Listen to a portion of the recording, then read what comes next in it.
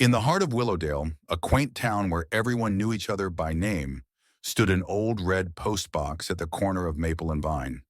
It was ordinary in every way, faded paint, rusted hinges, but it carried a peculiar legend.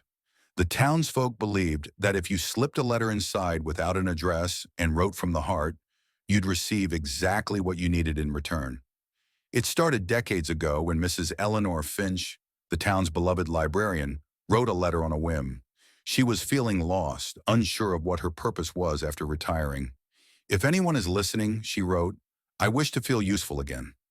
The next morning, a small package appeared on her doorstep, an old book filled with handwritten stories and notes from children she had once taught to read.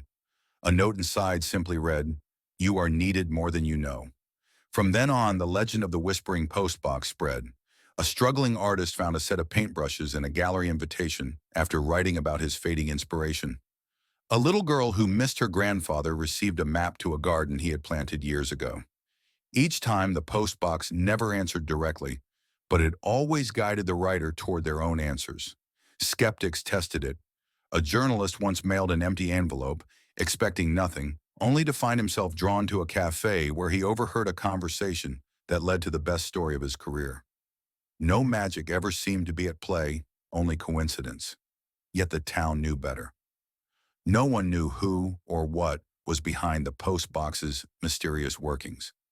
Some believed it was just a town tradition that inspired people to take action themselves. Others whispered that an unseen guardian watched over Willowdale, nudging fate in small, gentle ways.